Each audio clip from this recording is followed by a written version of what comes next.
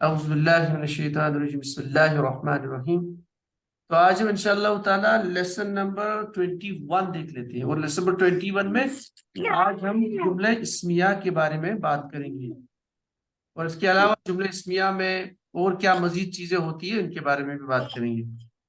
تو چلے ہم شروع کر لیتے ہیں۔ اصل میں ہمارے ساتھ آج وہ بیٹی بھی ہے چھوٹی، تو بس وہ شور کر رہی ہے۔ اچھا چلے، تو پچھلے کلاس میں ہم نے اصل میں پڑھا کیا؟ ہم نے ابھی تک ہم نے اسم کو انڈرسٹینڈ کرنے کی کوشش کی ہے، اس میں چیزیں تو ہم نے وہ اس کو سمجھنے کی کوشش کی۔ اس کے بعد میں ہم نے کہا کہ اسم کے ساتھ ہم جب فعل کو جوڑیں، یا اسم کے ساتھ آپ حرف کو جوڑیں، یا اسم کے ساتھ اسم کو جوڑیں، تو ایک جملہ بنتا ہے۔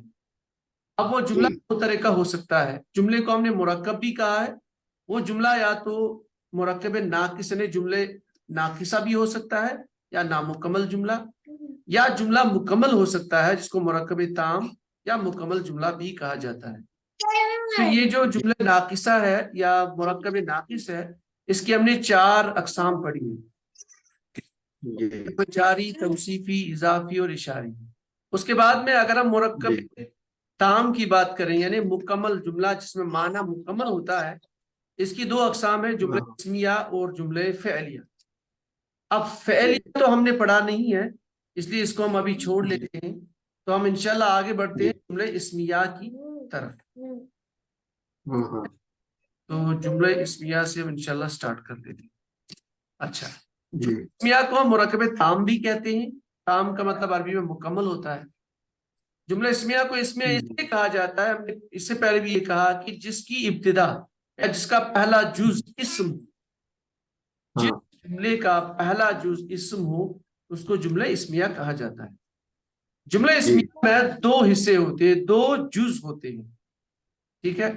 ایک جز کو ہم مبتدا کہتے ہیں اور دوسرے کو خبر، ٹھیک ہے؟ جیسے یہ نیک لڑکا ہے، ادھر ایک مثال ہے اردو میں، نیک لڑکا ہے، لڑکا نیک ہے، تو لڑکا اس کا ایک جز ہے اور نیک دوسرا جز ہے۔ یہ جو ہے اس کے لیے عربی میں لفظ نہیں ہے، یہ جو اس جملے میں اینڈ پہ ہے دکھ رہا ہمیں، اس کے لیے عربی میں کوئی، تو یہ خود ہی بڑا آٹومیٹک آتا ہے۔ جب ہم کسی بھی 2 اسما کو اس ترتیب کے ساتھ ملائیں قاعدے کے اکارڈنگ، تو اگر وہ قاعدے کا بن جائے تو یہ ہے آٹومیٹک ہم مانا لیتے، ٹھیک ہے؟ جیسے اب مثال آپ ادھر دیکھ لیجیے، یہاں سے جیسے ادھر آپ نیچے آئیں، نیچے ایک مثال ہے الولد صالح، یہاں پہ 2 اسما رکھے گئے ہیں، الولد، ولدن پہ الف لام داخل ہوا ہے تو بن گیا الولد، یہ ایک اسم ہے۔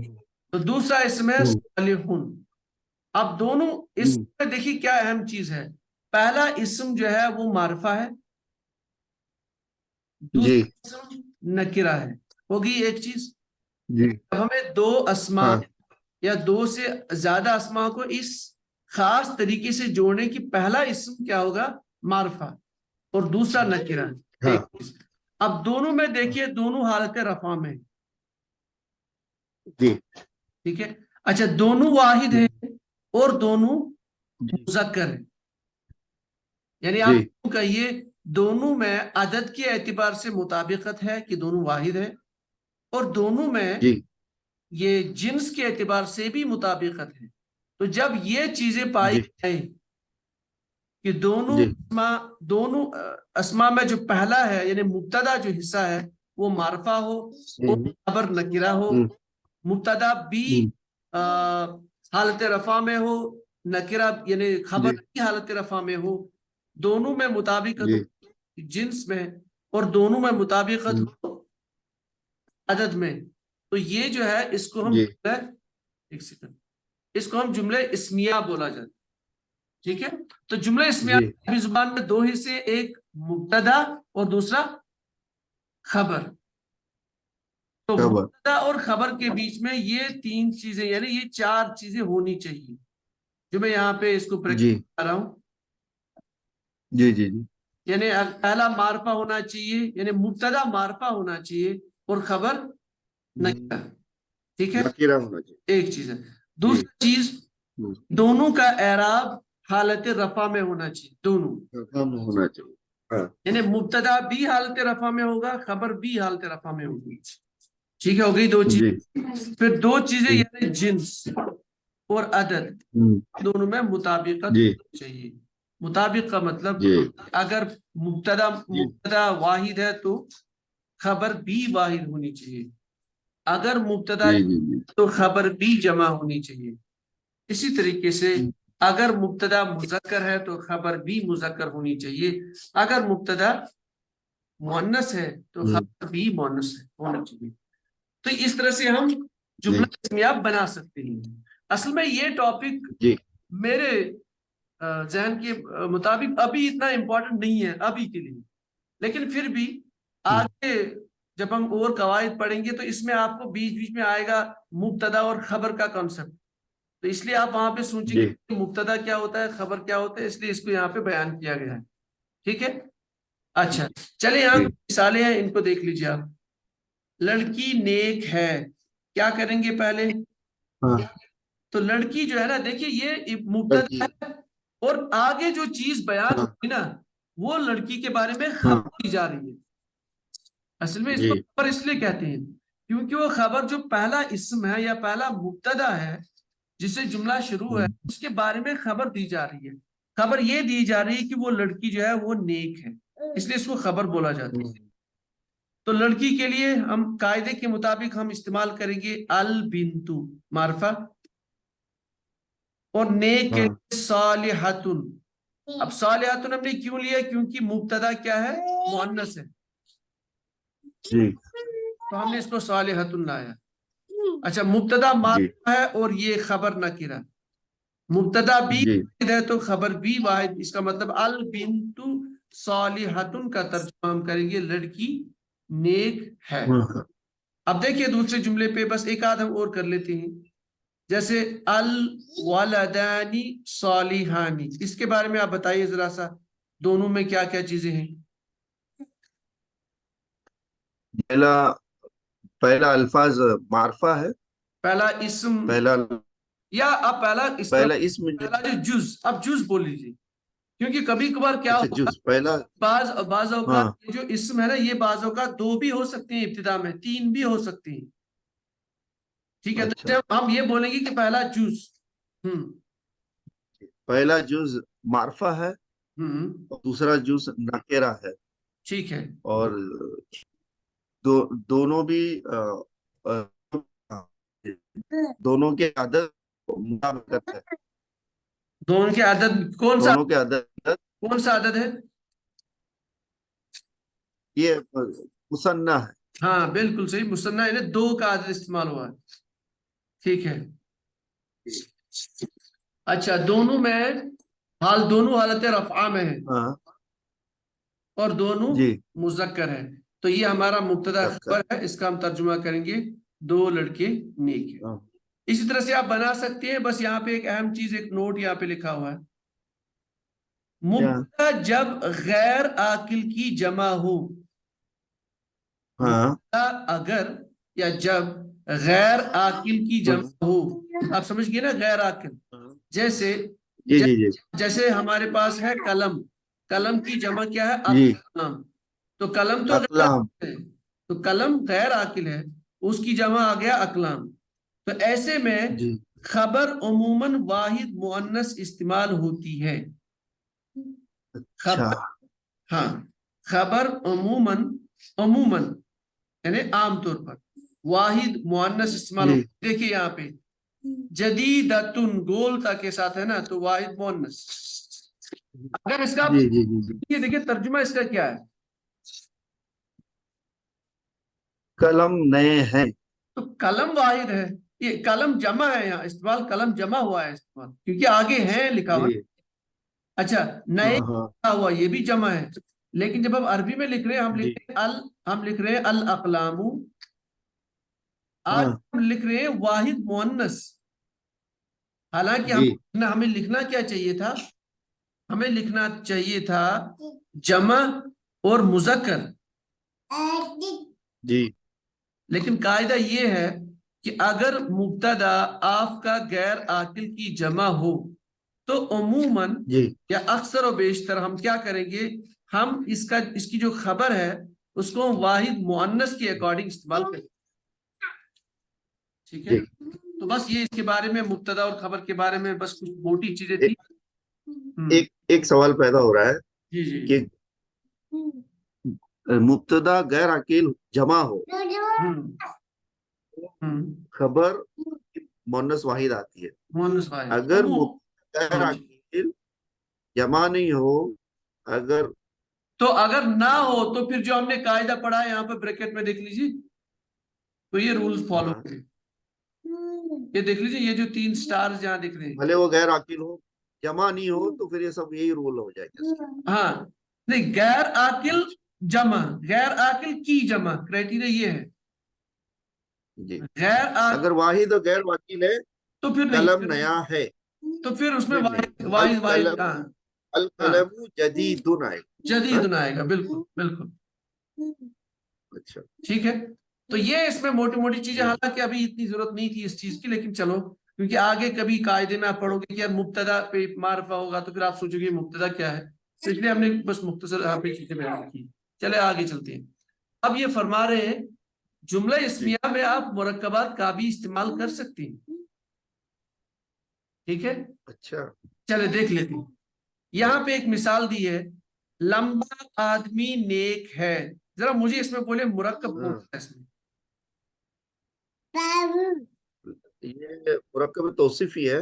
دیکھیں نیک ہے لمبا آدمی. آدمی ہے نا، یہ کیا ہے؟ لمبا آدمی، یہ یہ لمبا آدمی میں سے یہ بھی ایک صفت ہے، مرکب توصیفی. لمبا آدمی کی صفت ہے.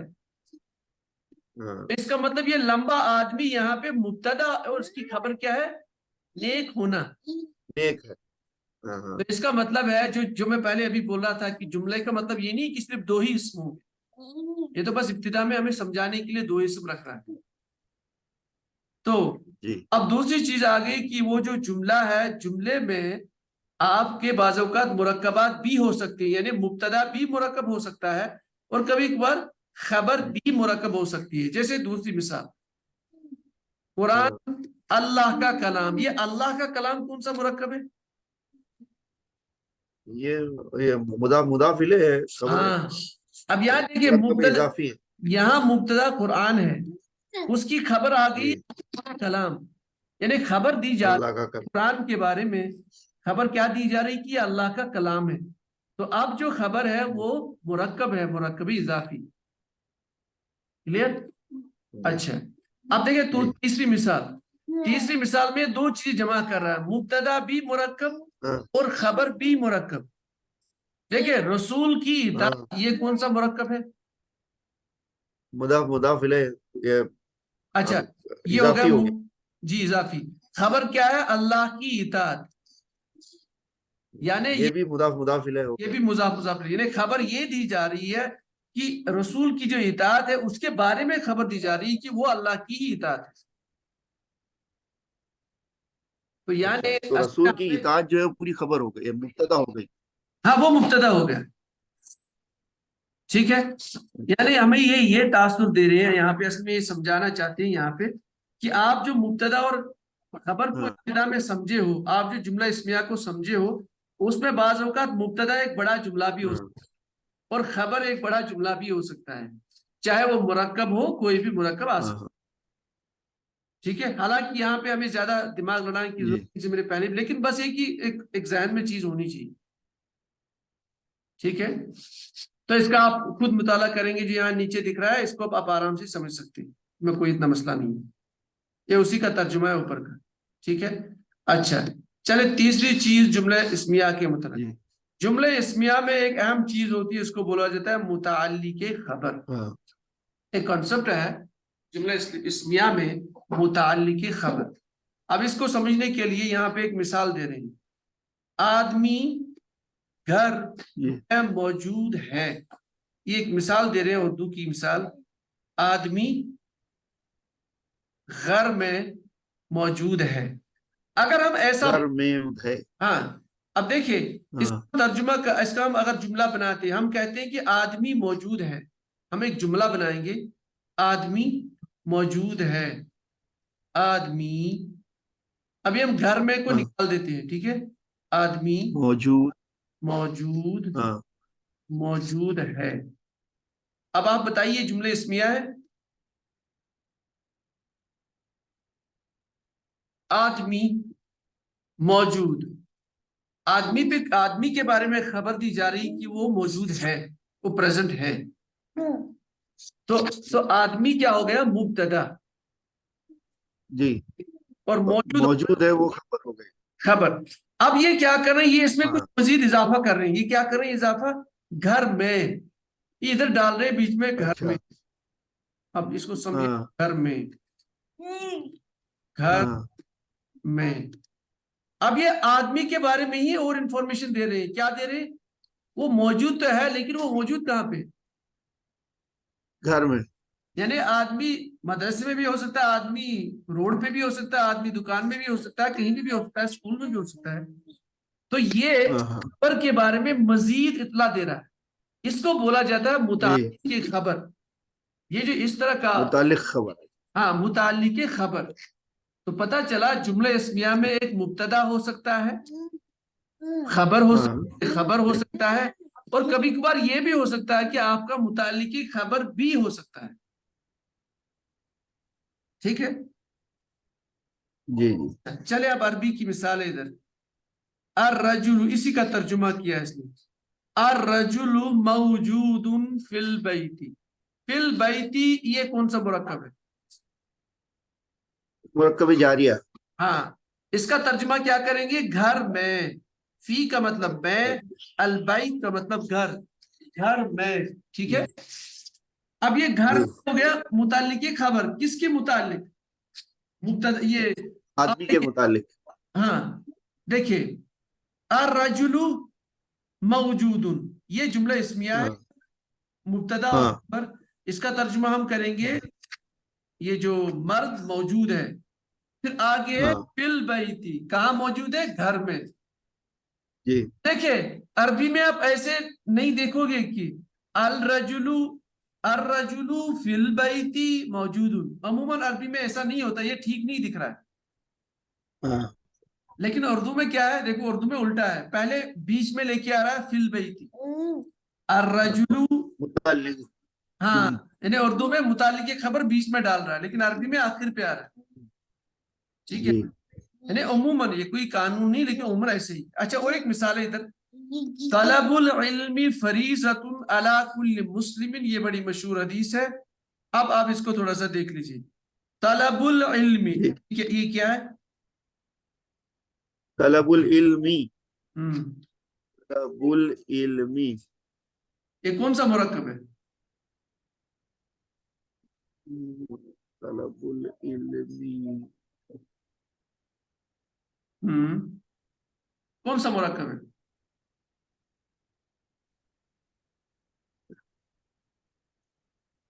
دیکھیں طلب طلب جی پہ ایک پیش گر چکا ہے، ہاں ہاں ہلکا ہو گیا العلم پہ یہ حالت جر میں ہے، تو یہ مضاف مضاف الیہ ہے، ہاں مرکب اضافی، ٹھیک ہے۔ اب یہ مضاف جی مضاف یعنی علم کا حاصل کرنا، علم کا طلب ہاں کرنا، اس کا ترجمہ یہ ہے۔ جی اچھا، آگے ہے فریضۃ، فریضۃ کا مطلب فرض ضروری، تو یہ پورا جملہ ضروری ہے، علم حاصل کرنا، ہاں علم حاصل کرنا ضروری ہے، ضروری ٹھیک ہے، ہاں علم حاصل کرنا ضروری ہے،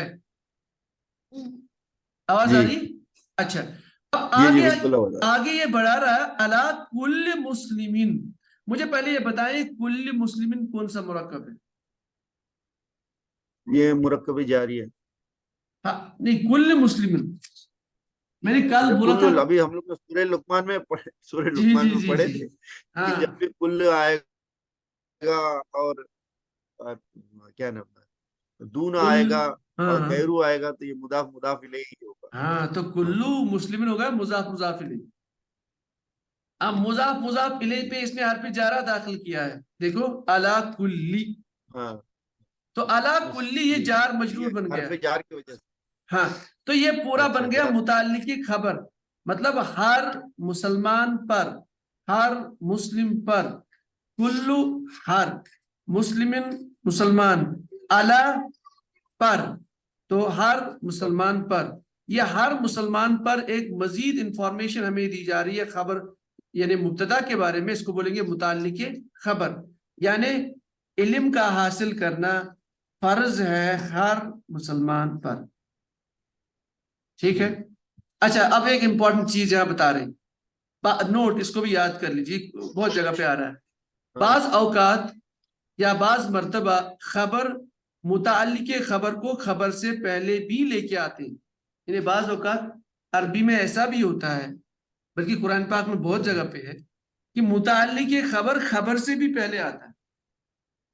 اچھا اب دیکھیے یہاں پہ نیچے مثال ہے، اللہ مبتدا، اللہ مبتدا، اس کے بارے میں کیا خبر ہے کہ اللہ قدیر ہے. اللہ قدیر ایک جملہ ہے، اس کو آپ جوڑیے، یعنی اللہ قدرت والا ہے. تو اللہ مبتدا، قدیر خبر. اب یہاں بیچ میں خبر سے پہلے لے کے آیا ہے کوئی چیز بیچ میں، علی کل شیئن، یہ متعلق خبر، یہ متعلق. حالانکہ عموماً متعلق خبر کب آتا ہے؟ آخر پہ آتا ہے، خبر کے بعد. لیکن بعض اوقات ایسا بھی ہو سکتا ہے کہ خبر، یہ متعلق خبر خبر سے پہلے آئے. تو اس کو ایسا نہیں ہم کہیں گے کہ یہ کئی رول کے خلاف ہے، تو ایسا بھی آ سکتا ہے. ٹھیک ہے. تو ابھی تک ہمیں یہ پتا چلا جملہ اسمیہ میں جو پہلا جز ہے وہ اسم ہوتا ہے، اور جملہ اسمیہ میں جو دو جز ہوتے ہیں اس میں پہلا جز مبتدا ہوتا ہے اور دوسرا جز خبر. لیکن بعض اوقات ایک چیز اور ہو سکتی ہے، اس کو بولا جاتا ہے متعلق خبر. یہ متعلق خبر عموماً آخر پہ آتا ہے یعنی خبر کے بعد، لیکن بعض اوقات یہ خبر سے پہلے بھی آ سکتا ہے. ٹھیک ہے. اچھا چلے کچھ اور مزید چیزیں جملہ اسمیہ کے بارے میں ہم دیکھ لیتے ہیں آج. اچھا یہ بہت اہم ہے قرآن پاک کے ترجمے کے اعتبار سے. جملہ اسمیہ میں تاکید پیدا کرنا، یہ بڑا اہم ہے. جملہ اسمیہ میں تاکید پیدا کرنا. تاکید کا مطلب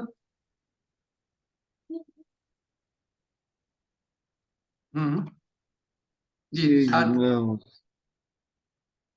تاکید کا مطلب کتاب سے ہی نکالے نا آپ نے؟ جی جی بالکل بالکل. میں نے بس اس کا تھوڑا شارٹ کٹ کیا ہوا، باقی میں نے کچھ خاص نہیں کیا. میں کبھی کبھار ان کو کاٹ لیتا ہوں بس. اچھا تو جملہ اسمیہ میں تاکید، تاکید کا مطلب ابھی ہم کسی کو تاکید کرتے ہیں مطلب ایسے دیتے ہیں. جی ایسے سمجھیے جیسے دیکھو دو چیزیں ہوتی ہیں ہمیشہ بات میں، دو چیزیں ہوتی ہیں کلام میں، دو چیزیں ہوتی ہیں. ایک بات کرنے والا اور دوسرا جس کو یہ بات سنا رہا ہے. ٹھیک جی. اس سنانے والے کو آپ یا سامنے کہہ سکتے ہو کہ وہ سننے والا ہے، یا آپ یہ کہہ سکتے ہو وہ مخاطب ہے، اردو میں ہم یہی کہہ سکتے ہیں. اور جو کہنے والا ہے اس کو کہیں گے متکلم، کلام کرنے والا. یہی ہوتا ہے عموماً بات چیت میں. اب یہاں پہ اللہ تعالیٰ کلام کر رہے ہیں اور کلام ہم کو سنا رہے ہیں، یا کلام ابتدا میں نبی کو سنا رہے ہیں. یہی ہو رہا ہے نا اس میں. یعنی یہی ہو رہا ہے اس میں. اب ہم پڑھ رہے ہیں تو ابھی ہمیں سنا رہے ہیں کلام. اس ٹائم پہ جب اترا تھا تو پہلے مخاطب، اول مخاطب نبی تھے، تو حضور صلی اللہ علیہ وسلم اول مخاطب تھے. تو کلام میں ایک کلام کرنے والا اور دوسرا کلام سننے والا، یا کلام جس کے بارے میں کلام اتر رہا ہے. اب کبھی کبھار کیا ہوتا ہے، اگر متکلم کو یہ پتا چلے، یعنی کلام کرنے والے کو اگر یہ پتا ہو کہ یہ کلام سننے والا جو ہے یہ میری بات کا انکار کر رہا ہے، ایک چیز ٹھیک ہے، یہ میری بات کو نہیں مان رہا ہے، یا متکلم کو یہ پتا چلے کہ اس کلام جو سننے والا ہے یہ میری بات میں شک کر رہا ہے. کیا کر رہا ہے؟ اچھا اس کو آپ ذہن نشین کریے، بڑی اہم چیز ہے یہ. اس میں یہ اصول بلاغت میں اس میں پڑھائے جا رہے ہیں، بلاغت میں یہ چیزیں آتی ہیں. اچھا جی. یعنی اگر مبتدا کو بعض اوقات یہ پتا چلتا ہے کہ یار یہ کلام، یہ جو سننے والا ہے جس کو میں یہ بات بول رہا ہوں، یہ تو میری بات کو جھوٹ مان رہا ہے. کبھی یہ بھی ہوتا ہے میری بات کو جھوٹ مان رہا ہے. اچھا کبھی کبھار یہ بھی ہوتا ہے کہ وہ بات تو مان رہا ہے لیکن اس میں شک کر رہا ہے، یار پتہ نہیں ہوگا کہ نہیں ہوگا. ہاں ہاں تو اب ان چیزوں کو دفع کرنے کے لیے یعنی سامع ہاں جو سننے والا ہے، جو مخاطب ہے، اس کے ذہن سے ان چیزوں کو ختم کرنے کے لیے ہم یہ بولنے والا کیا کرتا ہے، متکلم یہ ایسی بات کرتا ہے، یہ بات کو تاکید کے ساتھ بولتا ہے، زور کے ساتھ. جی تو وہ تاکید اگر ہمیں جملہ اسمیہ میں پیدا کرنی ہو تو عربی زبان میں جی تاکید کے لیے ایک اہم لفظ استعمال ہوتا ہے جملہ اسمیہ سے پہلے، اس کو بولا جاتا ہے ان. ٹھیک ہے، جیسے ہم کہتے ہیں نا ان اللہ علی کل شیء قدیر، جی اب وہ ان اللہ علی کل شیء قدیر، اس میں ان ابتدا میں آ رہا ہے. بات اصل میں کیا کی جا رہی ہے؟ بات یہ ہے کہ اللہ علی کل شیء قدیر، یعنی جی اللہ ہر چیز پر قادر ہے. اب یہ قادر آپ نے بات بولی اللہ ہر چیز پر قادر ہے، اب وہ جو ماننے والا ہو وہی اس کے لیے یہ کافی ہے. ہاں لیکن جو نہ ماننے والا ہو یا جس کو شک ہو اس کے لیے کافی نہیں ہے، جی اس کے لیے تاکید کے ساتھ بولنا پڑے گا. اور تاکید کے لیے انا آگے ڈال دیا، ان اللہ علی کل شیء قدیر. سمجھ آ گئے؟ جی بے شک. اچھا، اس کا ہم ترجمہ کیا کریں گے اردو میں؟ ہم کچھ نہیں کرنا ہے، جملہ اسمیہ کا جو ترجمہ تھا اس کو بے شک ڈال دیں گے آگے، یا یقیناً، بے شک، اچھا یقیناً. جی اچھا. یہ اردو میں تو پوری طرح سے سمجھ میں آ جا رہا ہے کہ بے شک مطلب اس میں کوئی شک ہی نہیں ہے. ہاں جی. ہاں سامنے والے کو جو شک ہو رہا تھا جس میں ڈالا جا رہا ہے ان جملے میں، تو وہ اردو میں تو پوری طرح سے سمجھ میں آ رہا ہے کہ بھائی اس جملے میں شک تھا تو اس کو اڑا جی بے شک انا ڈال کر جو ہے اس کی نفی کی گئی ہے. جی جی. یہ بات تو کلیئر ہوگی نا ابھی؟ یعنی ابھی ہمیں اتنا یاد جی جی رکھنا ہے الحمد کہ اگر انا ہمیں کہیں دکھ رہا ہے، اب یہ بس اتنا سمجھنا ہے بیسیکلی، اس کا مطلب ہے کہ کہیں جی تاکید یہاں پہ ہمیں ترجمہ کرنا پڑے گا بے شک، یا تاکید کے جی ساتھ، یا یقیناً، اس طرح کا ترجمہ کرنا پڑے گا. اور سمجھنا یہ ذہن میں ہے کہ کوئی ایسی بات بتائی جا رہی ہے کہ یا تو سامنے والا اس میں شک کر رہا ہے، یا اس ٹائم پہ جسے جی بتایا گیا تھا وہ شک کر رہا ہے، یا جس کے بارے میں بتائی گئی تھی وہ شک کر رہا ہے، یا وہ جی جی شک تو نہیں کر رہا ہے لیکن اس کے ہونے میں اس کو مطلب ڈاؤٹ میں ہو، یا وہ انکار کر رہا ہے. یا تو سرے سے شک ہی مت کرو، یہ بات ایسا بھی ہو سکتا ہے. ہاں وہی تو بول رہا ہوں، وہ سرے سے انکار ہی کر رہا ہے ہاں جس کو بات بتائی جا رہی ہے. جیسے عموماً یہ یا تو یہود کے بارے میں یا تو قریش کے بارے میں، قریش مکہ کے، وہ بعض بات میں شک کرتے تھے، بعض باتوں میں سرے سے انکار ہی کرتے تھے. تو پھر ان کو سمجھانے کے لیے تاکید، کلام میں تاکید، زور پیدا کرنے کے لیے اللہ تعالیٰ پھر ایسا ہی اسی طرح سے وہی اتارتے تھے، یعنی جملے میں تاکید پیدا کرتے تھے، تاکید کے ساتھ، زور کے ساتھ. ٹھیک ہے. جی اچھا اب دیکھیے یہ تو ہو گیا مانا. اب ہم نے ہمارے پاس ایک جملہ ہے یہاں پہ، ذرا اس کو ہم دیکھ لیں. ہمارے پاس ایک جملہ ہے کیونکہ یہ بڑا اہم ہے، یہ بڑا اہم ہے عربی کے اعراب کے اعتبار سے. جسٹ ایک سیکنڈ. جی ایک جملہ ہے یہاں پہ زید صالح. مجھے آپ بتائیے یہ جی جملہ اسمیہ ہے کیا اور کیسے؟ زید جملے صالح اسمیہ ہے. کیسے؟ یہ جملے کیسے؟ اس لیے کہ زید جو ہے وہ معرفہ ہے، اسم ہاں علم ہے. ہاں یہ معرفہ. اب یہاں پہ الف لام آپ نہیں ڈھونڈیں گے، اس کو آپ سمجھے. جی اب ایسا نہیں کہ جی ہمیشہ جی ہم ہمیشہ ڈھونڈیں گے الف لام، کیونکہ اگر یہ علم ہوگا تو وہ تو معرفہ ہوتا ہے. اور بعض اوقات اسمی اشارہ جی بھی معرفہ ہوتا ہے، اس میں موصول بھی جی معرفہ جی جی ہوتا ہے، ضمیر بھی معرفہ ہوتا ہے. جی جی بالکل. آپ کو ایک ٹاپک ہم نے پڑھا تھی 7 چیزیں معرفہ، آپ کو اب سمجھ آ رہا ہوگا وہ کس کے لیے ہم نے پڑھا تھا. جی جی 7 جی چیزوں کا معرفہ ہونا. تو ان میں سے اگر کوئی بھی آ جی جائے تو اس کو مبتدا مان سکتے ہیں، سمجھ سکتے ہیں، مبتدا ہو سکتا ہے. جی تو یہ جو ہے زید صالح، اس کا مطلب ہے زید نیک ہے. اب جی آپ نے بولا زید صالح، سامنے والے کو یہ بات سمجھ نہیں آ رہی، وہ بولا پتہ نہیں کیا بولا، وہ شک کر رہا ہے.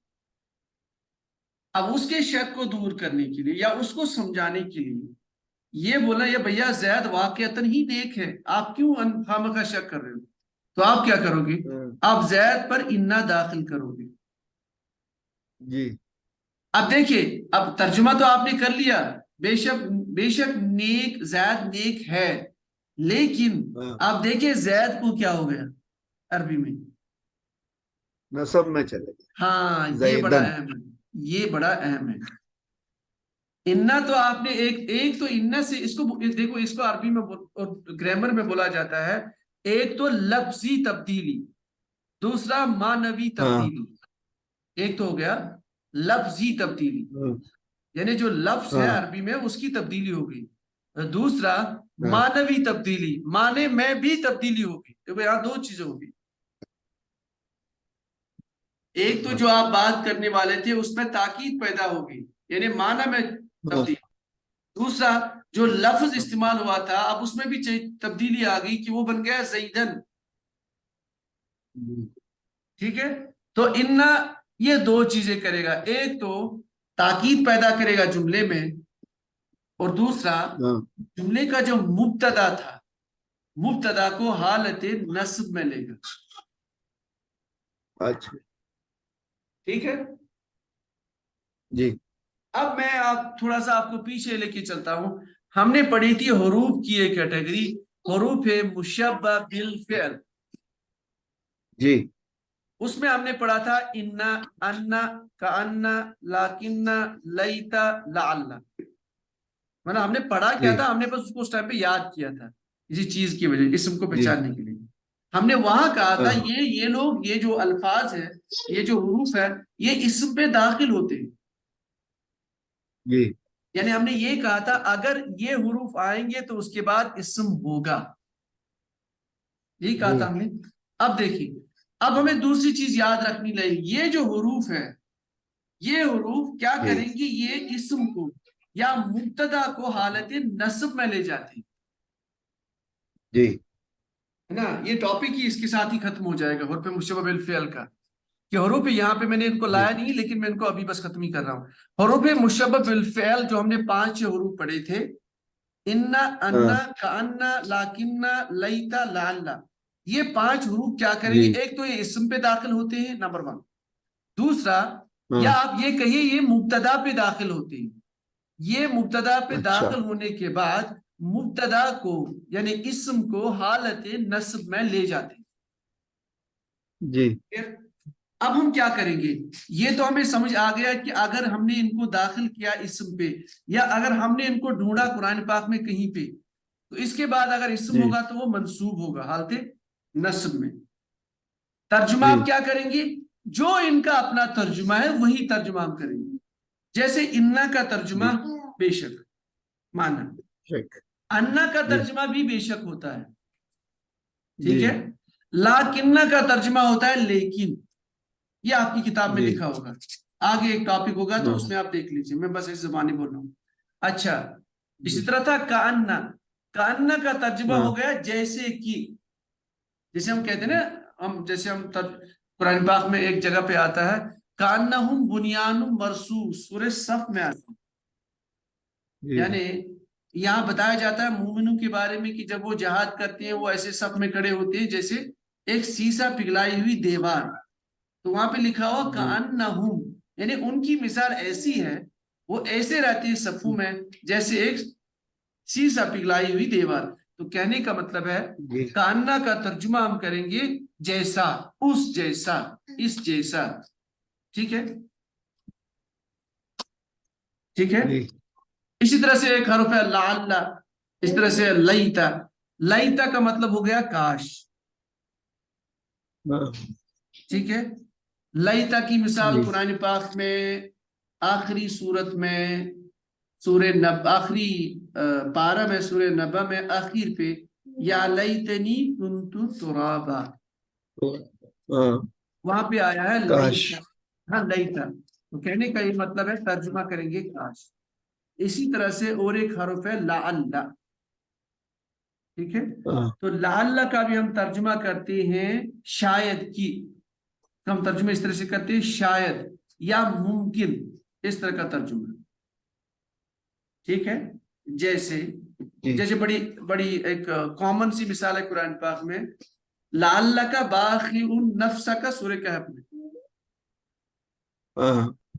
اس کا ہم ترجمہ کیا کرتے ہیں؟ اے نبی شاید آپ اپنے آپ کو ہلاک کریں گے، شاید، لعل، یا یہ بھی ترجمہ کرتے ہیں ممکن ہے کہ آپ یہ جو ایمان نہیں لا رہے ہیں، آپ ان کے غم میں اپنے آپ کو ہلاک کر لیں گے، تو وہاں پہ لعل استعمال ہوا ہے جی، تو اس کا ترجمہ ممکن بھی کریں گے یا شاید بھی کر سکتے ہیں۔ اس کے لیے آپ کا ایک پورا اس نے ایک ٹاپک دیا ہوا ہے، حروف مشبہ بالفعل، اسی کتاب پہ چند صفحات سے آگے آپ کو ملے گا وہ، ٹھیک ہے؟ جی جی تو انشاءاللہ اب وہ آ انشاءاللہ۔ گیا، حالانکہ میرا یہ پلان نہیں تھا لیکن وہ آٹومیٹک ذہن میں آ گیا، تو اس کا میرے خیال سے ہم دوبارہ اس کو پڑھیں گے نہیں ہم، ٹھیک ہے؟ جی اس کو آپ دیکھ ہاں لیجئے، اگر کہیں پہ بھی آپ کو ڈاؤٹ آ رہا ہے تو بعد میں ہم اس کو ڈسکس کر سکتے ہیں۔ تو اچھا، انا اور انا کے بارے میں اس پہ لکھا ہوا انا اور انا کے بارے میں ذکر، آپ اس کو پڑھ لیجیے، میرے خیال سے کوئی مشکل نہیں ہونی چاہیے۔ یہ جملے اسمیہ پر انا کا داخل ہونے کے بعد جملے اسمیہ کا مبتدا، انا کا اسم ہاں یہ ایک خبر۔ اور ایک اہم بات ہے جی، اس کو بھی ڈسکس کر لیتے ہیں۔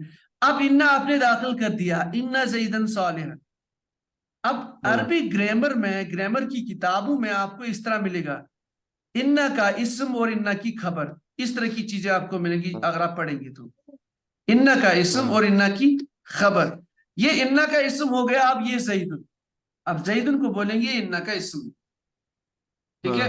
اور صالح ان کو بولیں گے یہ انا کی خبر ہے، اچھا، یعنی یہ ٹرمنالوجی ہے، کیونکہ اگر آپ پڑھیں گے یہ کتاب ہے تو اس میں یہ اس طرح کی چیزیں ملیں گی، آپ بولیں گے یہ کیا ہو رہا ہے، تو اس لیے یہاں پہ یہ ذکر ہو رہا ہے کہ زیدن ہو گیا انا کا اسم اور صالح ہو گئی انا کی خبر، تو ہمیں یہ یاد رکھنا ہے انا کا اسم زیدن جو ہے مبتدا، زیدن مبتدا اور صالح جو ہے خبر ہو گیا، جی، یعنی ہمیں یہ اور یاد رکھنا انا ہے، جو ہے انا کا اسم ہو گیا اور انا کا خبر ہو گیا۔ ہاں ہمیں کیا یاد رکھنا ہے کہ انا کا اسم منصوب ہوتا ہے اور انا کی خبر، انا کی خبر نکیرہ، نہیں، نکرہ نہیں، مرفوع، میں اعراب کے اعتبار سے بول رہا ہوں، اچھا انا کا، مرفوع، ہاں انا کا اسم منصوب ہوتا ہے، مفتوح، ہاں منصوب، ٹھیک ہے، منصوب یعنی منصوب، حالت نصب منصوب، میں، اور انا کی اچھا خبر